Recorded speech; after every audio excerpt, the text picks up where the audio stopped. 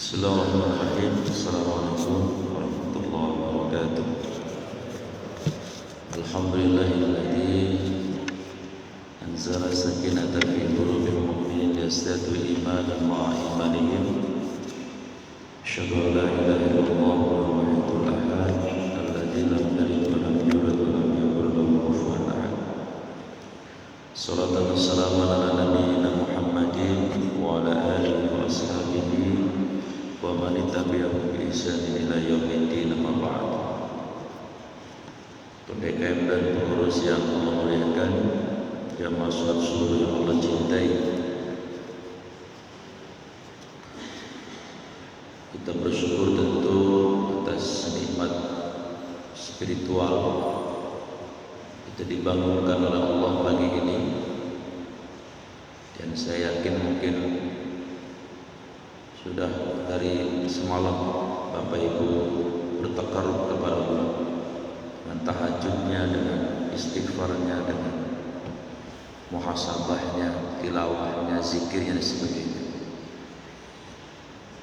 Ini adalah kenikmatan spiritual atau kenikmatan rohani yang orang lain yang sedang terbaring di rumah sakit tidak bisa seperti kita. Mereka amat sangat menginginkan, tapi apa daya, sedang ada ujian. Maka kita bersyukur kita masih diberikan kesempatan dan kesehatan untuk bertakarub kepada Allah dengan fisik kita. Mudah-mudahan Allah senantiasa menyehatkan lahir dan batin kita semuanya. Amin. Salawat dan salam Allah senantiasa curahkan kepada qudwah kita baginda Rasulullah Muhammad SAW yang telah mengajarkan kepada kita bagaimana hidup yang seimbang antara pemenuhan unsur kebutuhan dunia dengan unsur kebutuhan akhirat. Walaupun Allah berfirman di surat Al-Qasas ayat 77, "Wabtaghi fima atakallah daral akhirah wala tansa nasibaka minad dunya." Orang beriman itu dia mencari karunia Allah untuk kepentingan. Kita akan bicara tentang soalan yang menyangkut umat Islam. Penangkapan tiga ulama juga ada yang pro, ada yang kontra. Yang pro, maksudnya pro itu percaya bahwa tiga ulama ini terindikasi terkait dengan ideologi teroris. Argumen mereka mengatakan bahwa ya selama bukan malaikat, ya mungkin saja siapapun, walaupun ulama. Kira-kira begitu. Kan tidak steril ulama pun terkontaminasi pemikiran itu. Yang kedua, argumen mereka mengatakan jangankan ulama, mantan Menteri Pertahanan mengatakan di lembaga atau institusi yang menjaga NKRI seperti tentara saja, kata beliau, sudah terkontaminasi, ya, walaupun sangat kecil ya, secara kuantitatif. Ini argumen yang mempercayai bahwa ketiga ulama besar kita, mengapa saya sebut ulama besar? Ya karena basic pendidikan mereka nggak kaleng-kaleng, mereka doktor. Kalau kemudian kita mau mencari yang kontra, yang tidak percaya bahwa ketiga ulama ini terkait dengan ideologi terorisme, nah, ciri pendidikan yang moderat atau ciri orang punya pemahaman moderat itu kan ada tiga. Ada 3 T istilahnya. Pertama, tawasud, pertengahan antara ekstrim ke kanan atau ekstrim ke kiri. Yang kedua, tawazun, seimbang ya, seimbang. Yang ketiga, tasammuh, toleran. Ini ciri orang punya pemahaman yang tidak ekstrim. Itu satu. Yang kedua, mengapa sebagian umat Islam tidak mempercayai atau tidak meyakini tiga ulama ini terkait dengan terorisme? Yang kedua alasannya adalah karena mereka ini ya sudah berkiprah di masyarakat sebagai ulama tentunya sudah menjadi guidance, yaitu drive rohani umat, itu bukan setahun 2 tahun, puluhan tahun.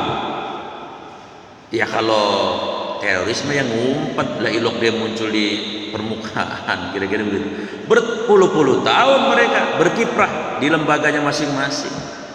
Ya, itu yang kedua. Kemudian yang ketiga, apa argumen umat yang menyatakan bahwa ketiga ulama ini tidak terkait dengan yang namanya terorisme? Yang ketiga alasannya adalah karena ceramah-ceramah beliau-beliau ini itu sudah tersebar di media-media massa, terutama media sosial, bisa diakses kapan saja oleh siapa saja, dan konten ceramahnya justru mereka memagari umat agar tidak terkontaminasi oleh pemikiran yang radikal itu. Jadi kan jaka sembung makan rebung sama jagung ya, nggak nyambung bung nih kayaknya. Wong mereka yang memagari umat agar tidak terkontaminasi oleh pemikiran ekstrim, lalu kemudian beliau-beliau dituduh terkait dengan ideologi ekstrim. Itu yang ketiga. Kemudian yang keempat, mengapa ada sebagian umat tidak mempercayai tiga ulama ini terkait dengan terorisme? Adalah kiprah beliau-beliau itu di lembaga yang resmi, lembaga yang acceptable, lembaga yang punya reputasi, dipercayai oleh umat, dan bukan lembaga kecil, lembaga besar. Mari kita cek. Ustadz Farid Okbah, beliau aktif di sebuah lembaga dakwah namanya Dewan Dakwah Islamiyah Indonesia, DDII, bukan LDII. Bapak Ibu tahu DDI itu siapa yang bikin? Wah, yang bikin ulama besar, politisi besar yang bernama Dr. Muhammad Nasir. Siapa Dr. Muhammad Nasir? Tahun 50 di negara kita ini ada peristiwa Indonesia mau dipecah menjadi 3 bagian, negara federasi, Jawa, Madura, kemudian bagian tengah Sulawesi, lalu Sumatera. Pak Muhammad Nasir amat sangat prihatin, maka beliau melakukan lobby approach, pendekatan kepada pemimpin daerah. Ayo kita kembali kepada NKRI, ayo kita kembali kepada bumi pertiwi, negara kesatuan. Dan alhamdulillah sukses. Lalu ada istilah yang disebut dengan dalam sejarah mosi integral. Ini siapa? Pak Muhammad Nasir. Nah, Ustadz Farid Okbah itu aktif di lembaga yang didirikan oleh Pak Muhammad Nasir. Dengan bahasa lain, Pak Ustadz Farid Okbah itu adalah anak ideologis daripada Bapak Muhammad Nasir. Loh, yang menyatukan NKRI kok dituduh terkait dengan ideologi ekstrim yang ingin merusak sistem. Ya, ke pondok jagung makan rebung, nggak nyambung bung, kira-kira begitu. Satu. Lalu siapa yang dua itu yang Dokter Ainun dan Dokter Anaja itu? Ya Allah, ini bukan kaleng-kaleng lagi. Yang satunya adalah aktif di Komisi Fatwa Majelis Ulama Indonesia Pusat. Tidak setahun 2 tahun, bertahun-tahun, dan itu delegasi utusan dari ormas yang amat juga sangat, dan beliau dituduh terkait dengan hanya gara-gara apa namanya itu kotak amal, gak masuk logika sama sekali.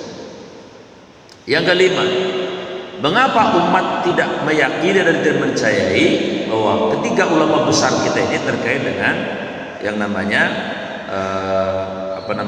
ideologi ekstrim ini? Adalah karena ini tema yang ingin saya sampaikan. Karena Islam sebagai sebuah agama, ajarannya dari A sampai Z dari Wetan sampai ke Kulon, tidak ada yang membenarkan perbuatan teror.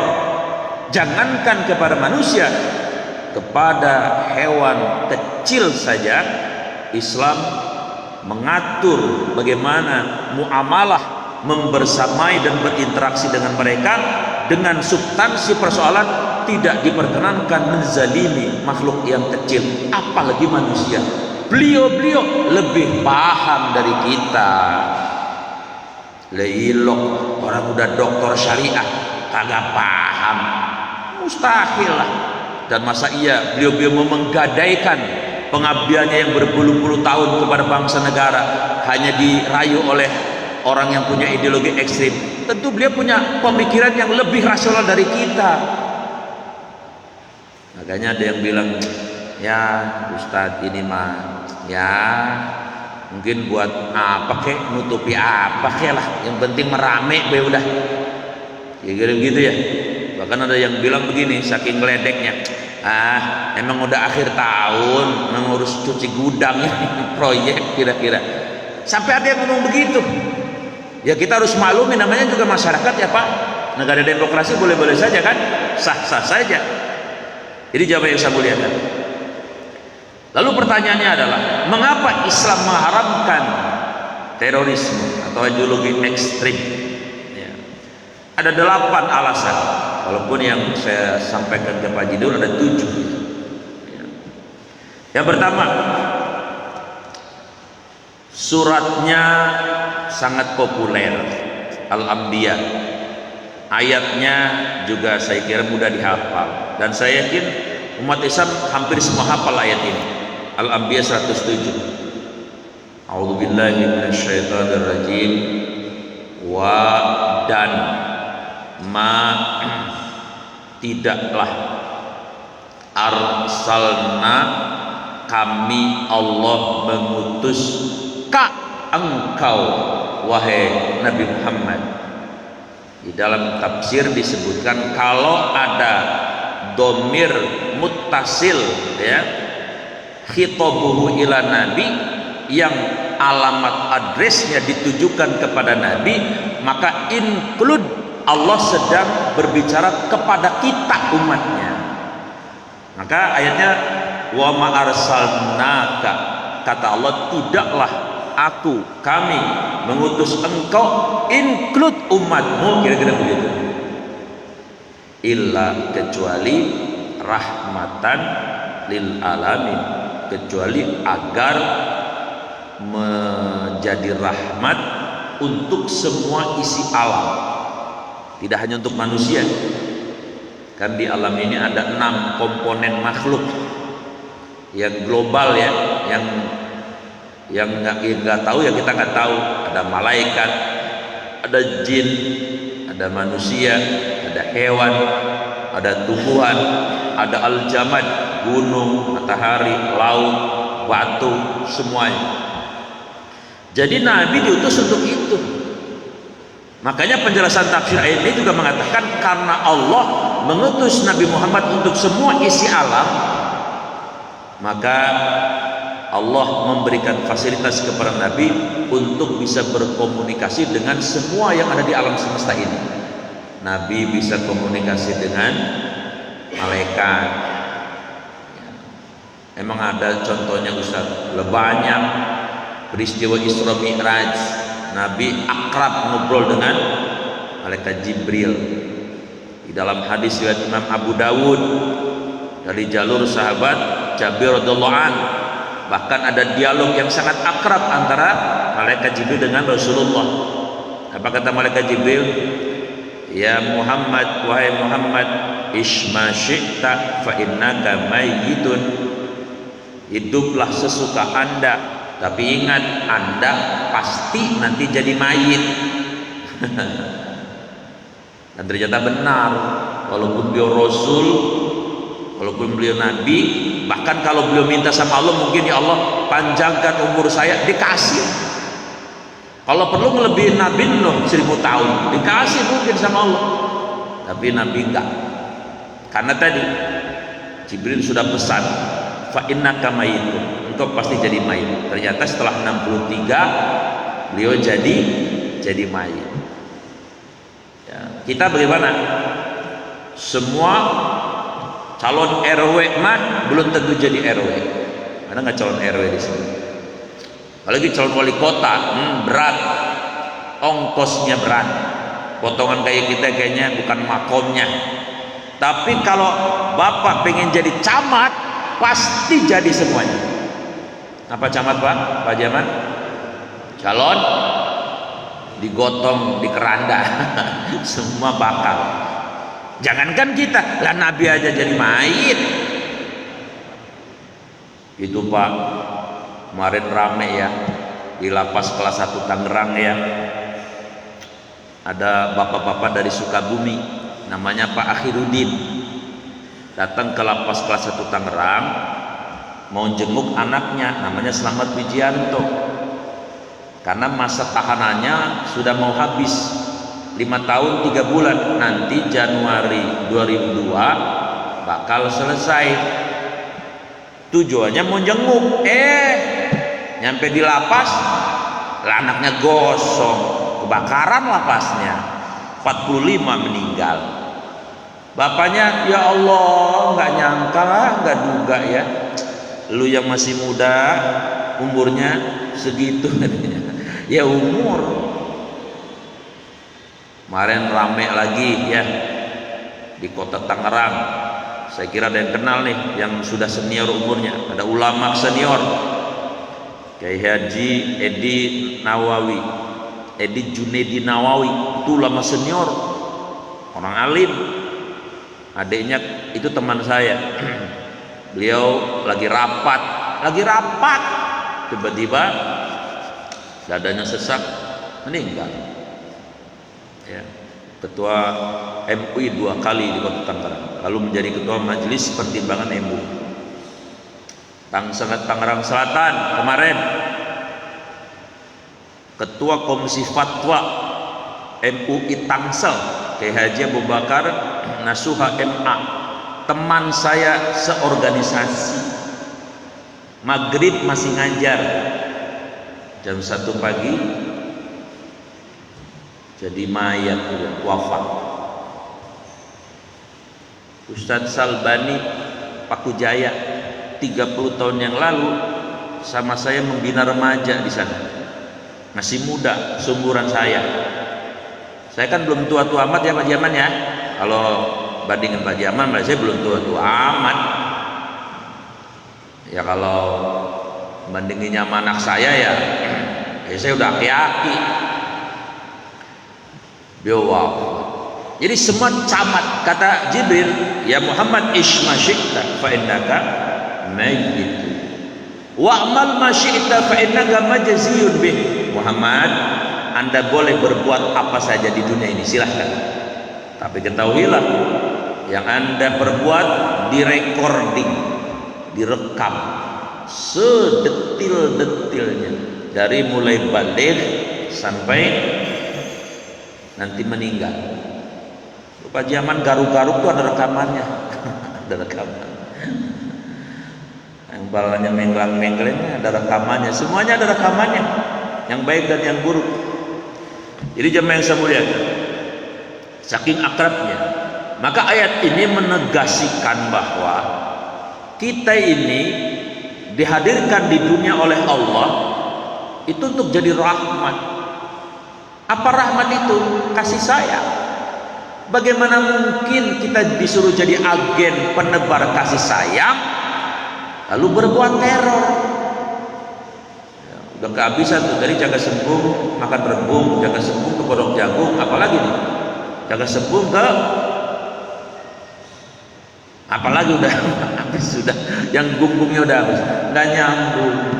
3 ulama ini, wah, lebih alim dari, lebih paham dari kita, insya Allah, lebih ngerti apa sih untungnya jadi teroris itu, pastilah, insya Allah. Satu, jadi kenapa Islam melarang perbuatan teror? Karena kita disuruh Allah hidup di dunia ini adalah untuk menjadi tadi rahmat bagi semua isi alam. Makanya kalau motong ayam, ya, saking kita jadi rahmatnya, diatur goloknya jangan dikasih lihat sama ayam sama kambing.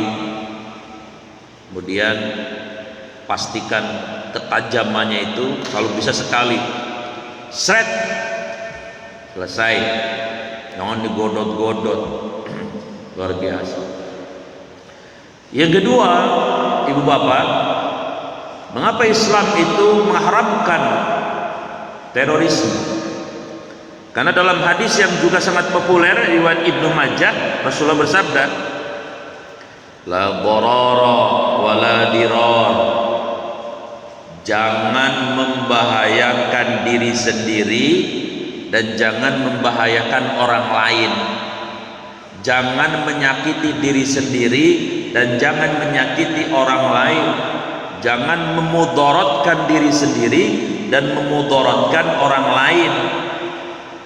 Loh, hadisnya udah jelas begini, kalau masa iya ada orang mau menyakiti orang dengan teror? Siapa sebenarnya mereka itu?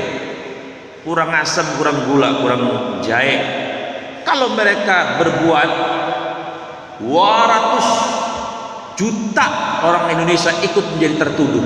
Bahkan tidak hanya itu, 1,9 miliar umat Islam menjadi ikut tertuduh. Yang normal akal pikirannya mustahil mau melakukan perbuatan teror. Kenapa?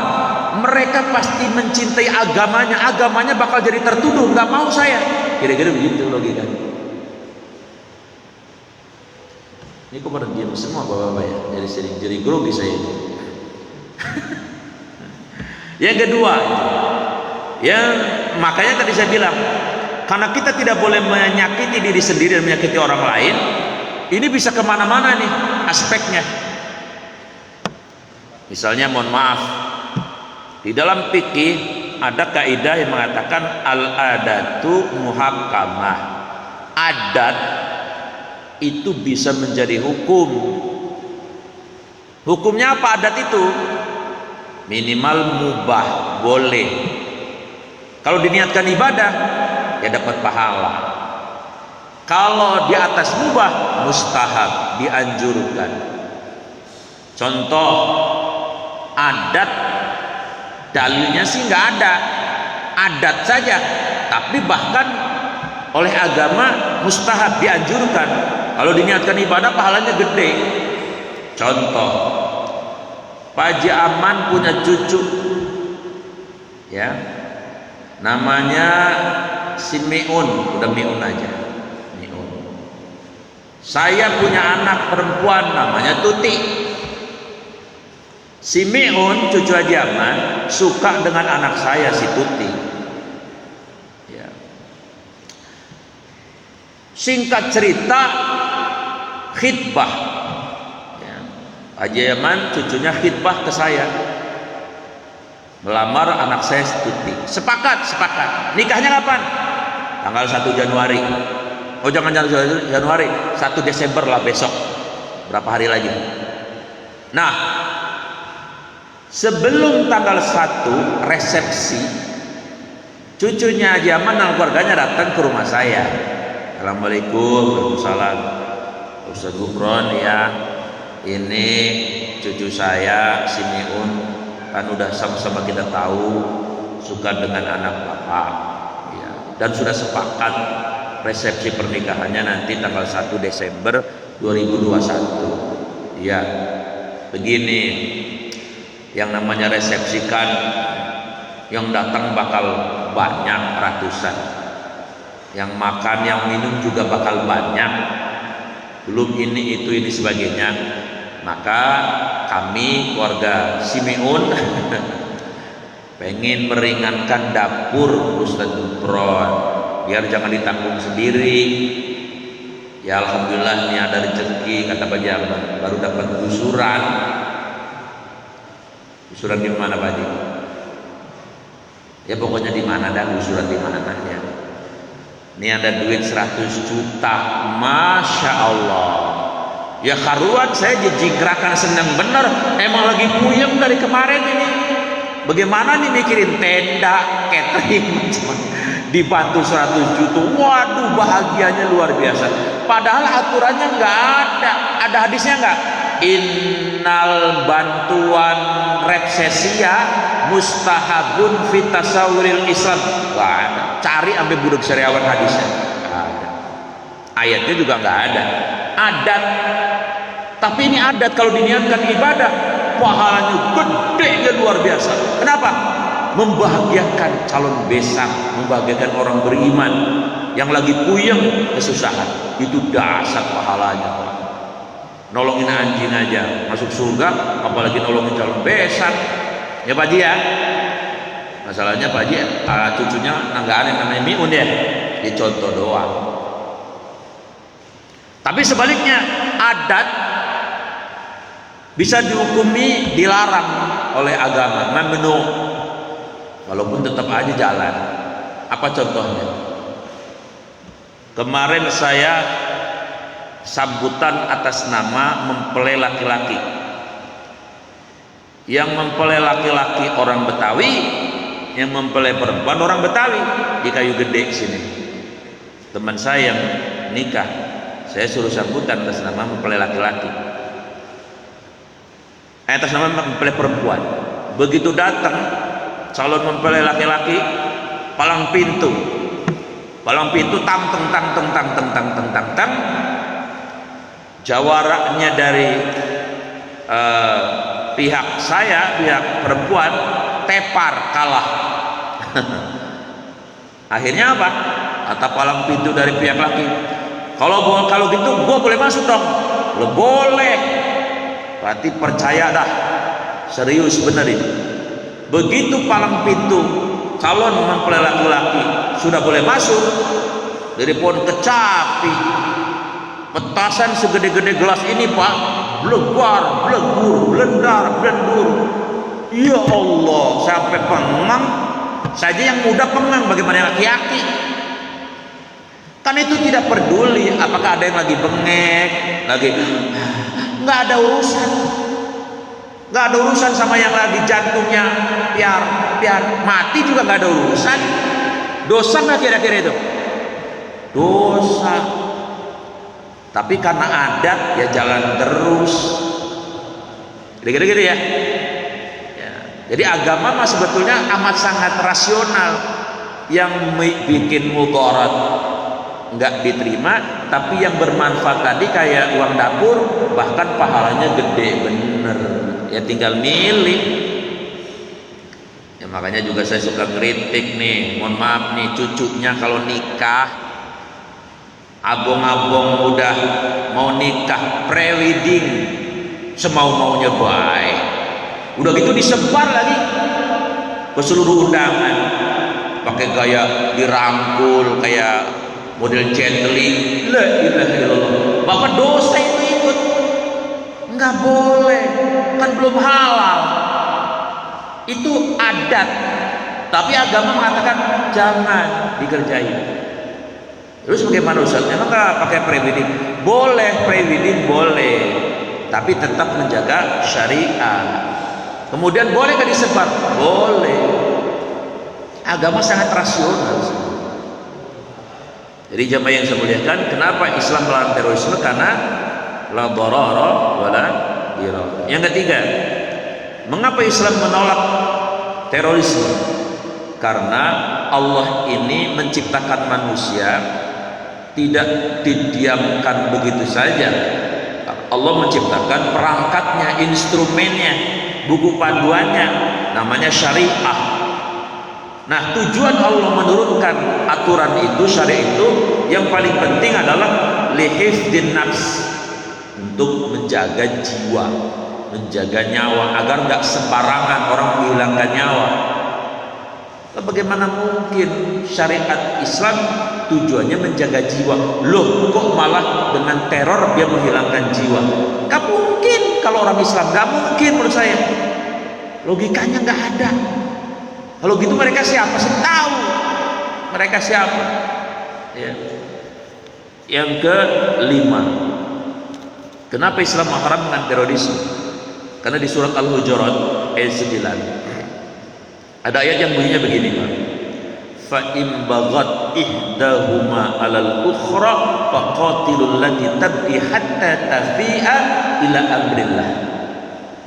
Kalau pakai bahasa jelupangnya, kalau sudah ada pemimpin yang disepakati, ya, lalu ada yang mau merebut kepemimpinan, itu namanya bugot.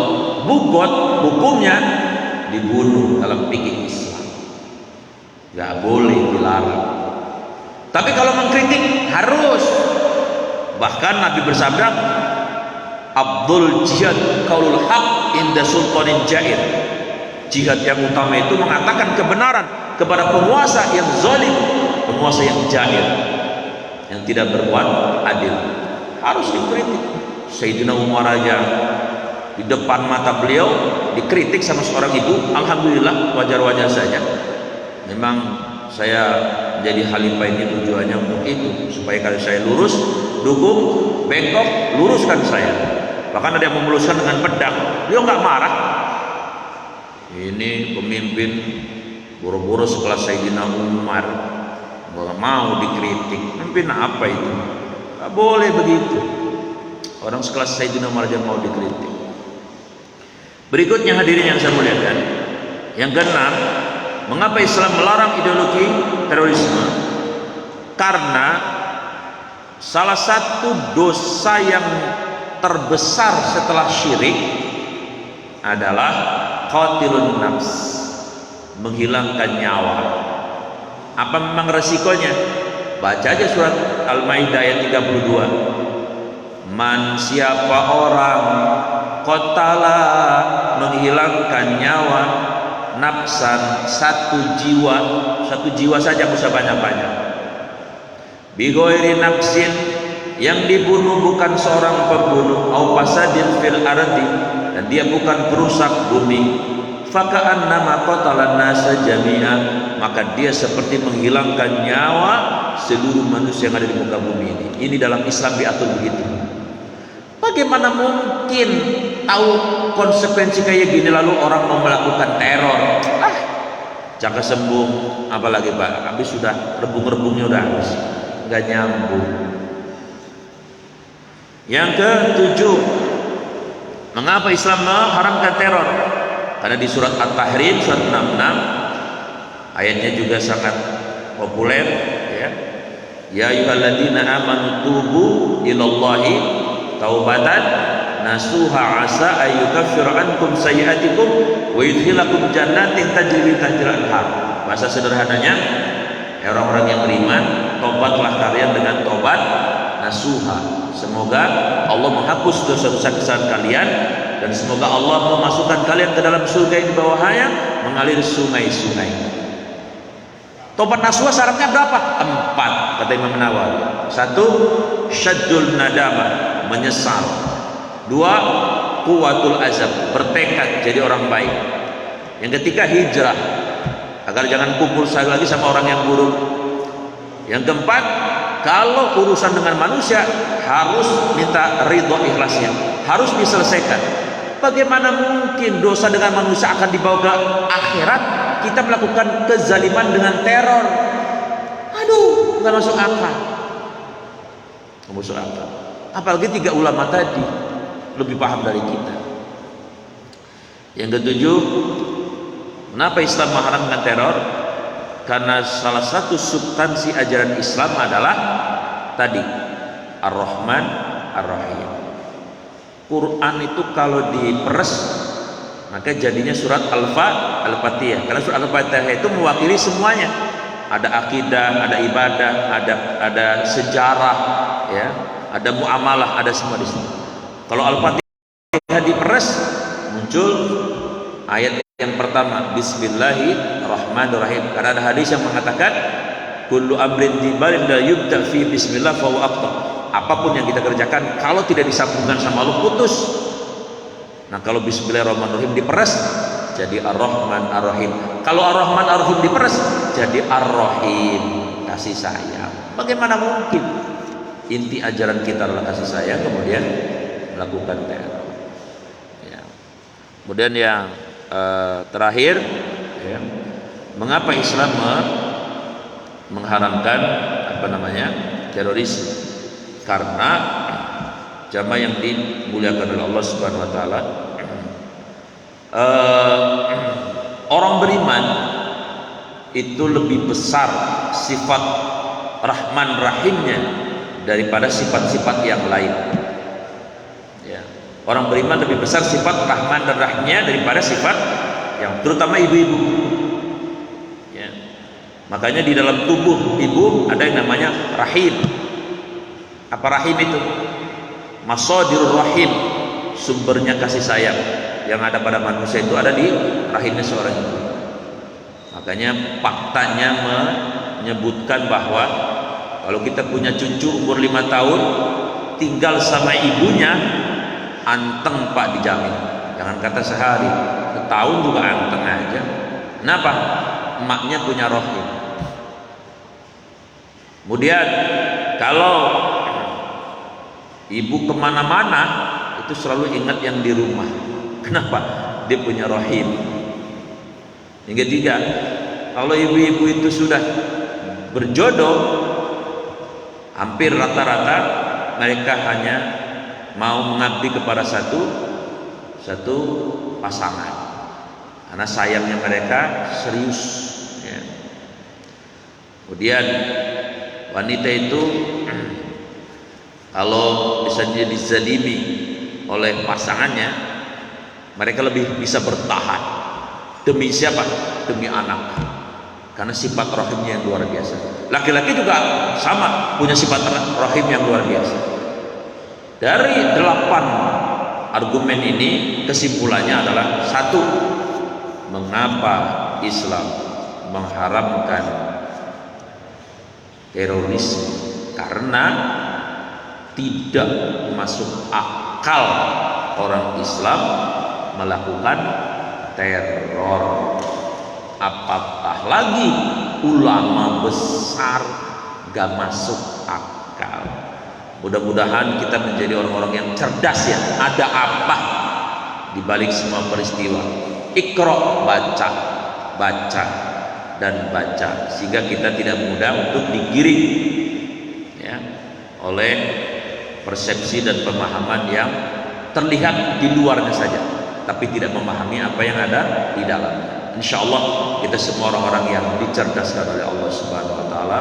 Dan yang paling penting, mudah-mudahan di bumi kita ini sudahlah, jangan ada lagi yang namanya teroris-teroris itu. Percuma, yang hancur adalah justru Islamnya secara keseluruhan. Sebelum saya tutup, Paman mau nanya, silakan. Iya, Pak Haji.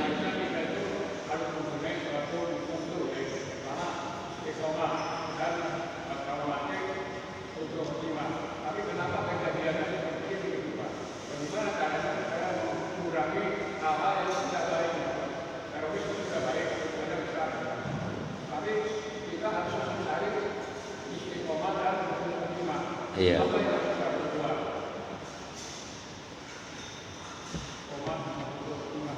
Yaitu istiqomah yang harus kita berbuat. Dari koma ya kumu ya, jejek ajek ya. Istiqomah itu namanya. Makanya ada hadis yang berbunyi, khairul amal adwamuha wa in qalla. Amal itu yang paling baik adalah yang istiqomah, walaupun jumlahnya gak banyak-banyak amat. Orang sholat duha cuma 2 rakaat, tapi dikerjain seumur hidup. Oh, itu bisa jadi proposal itu, nanti dia ambil hisab. Harusnya dilempar ke neraka, tapi begitu lihat, waduh, ini kok duhanya seumur hidup. Maka Allah kasih rahmat ya, dengan keistiqomahan. Nah, yang kedua, husnul khotimah. Nah, husnu artinya husnul dari kata hasan, hasan baik, khotimah penghujung. Bagaimana upaya kita menjadi bagian dari orang yang ujung hidup kita ini baik? Salah satu pintunya yang harus dimasuki oleh orang yang mau istiqomah tidak lain adalah tobat nasuha. Kalau kata orang Julupang, goroh. Pengen si doanya, Allahumma inna nas'aluka husnal khotimah, ya Allah karuniakan kepada kami husnul khotimah, tapi belum tobat nasuha. Goroh itu namanya. Goroh itu bohong. Maka husnul khotimah pintunya harus dilewati dulu. Apa itu? Taubat nasuha ya. Karena nanti ketika taubat nasuha kita ada rasa takut berbuat dosa, takut berbuat zalim, tapi kemudian menggesa untuk memperbanyak perbekalan. Itu ciri orang yang insya Allah husnul khotimah. Ya kayak Pak Jaman lah, istiqomah ngaji subuhnya. Ya.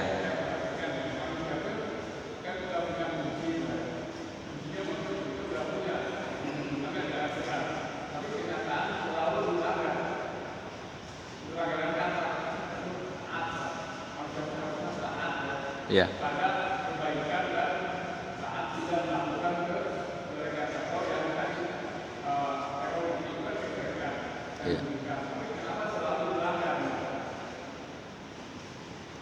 Ya tadi memang saya bilang kenapa sih selalu ada teroris? Ya kita memang harus jujur ya. Dulu di masa Sayyidina Ali ada kelompok Khawarij namanya. Khawarij itu yang mengkafirkan sesama orang Islam pelaku dosa besar. Tapi itu jumlahnya sedikit, ya, jumlahnya sedikit. Nah, saya mengkhawatirkan mereka ada lalu dimanfaatkan untuk tujuan besar. Dan alhamdulillahnya agak dibuka sama Allah. Contoh, ibu negara namanya Ibu Hillary Clinton pernah keceplosan ngomong.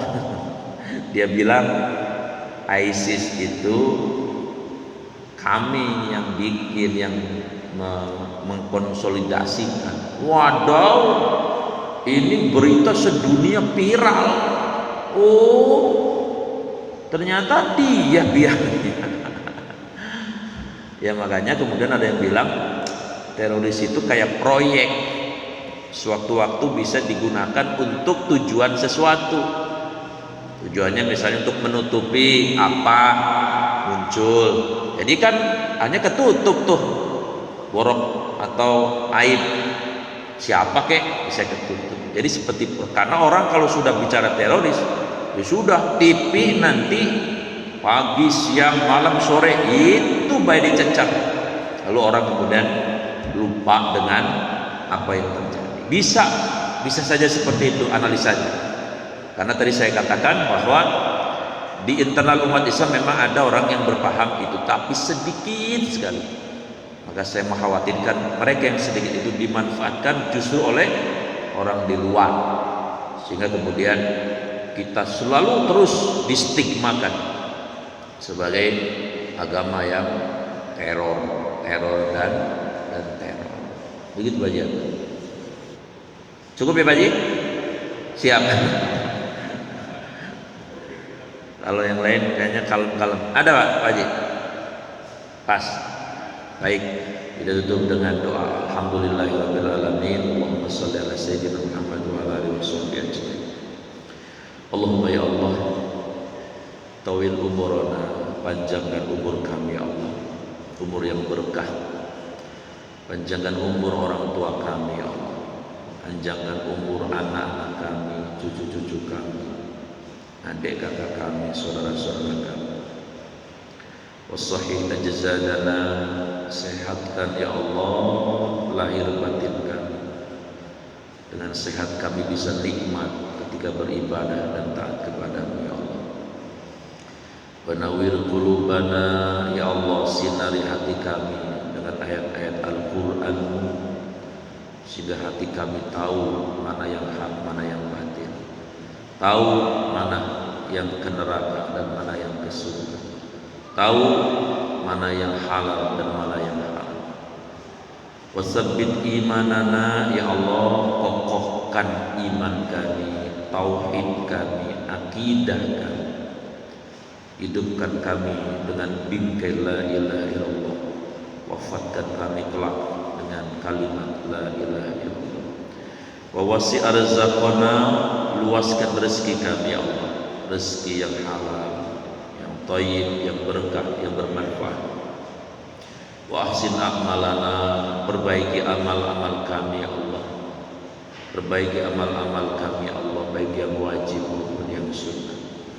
Waqti hawaijana, kabulkan hajat-hajat kami ya Allah, hajat dunia, hajat akhirat ya Allah, yang tidak mungkin kami yakin menjadi mungkin apabila Engkau punya kehendak ya Allah. Rabbana atina fid dunya hasanah wa fil akhirati hasanah wa qina adzabannar. Wa sallallahu ala sayyidina Muhammadin wa ala alihi wa sahbihi ajma'in. Subhana rabbika rabbil izzati amma yasifun. Wassalamu ala mursalin walhamdulillahi rabbil alamin. Subhanakallahumma wa bihamdika asyhadu an la ilaha illa anta astaghfiruka wa atubu ilaik. Assalamualaikum warahmatullahi wabarakatuh.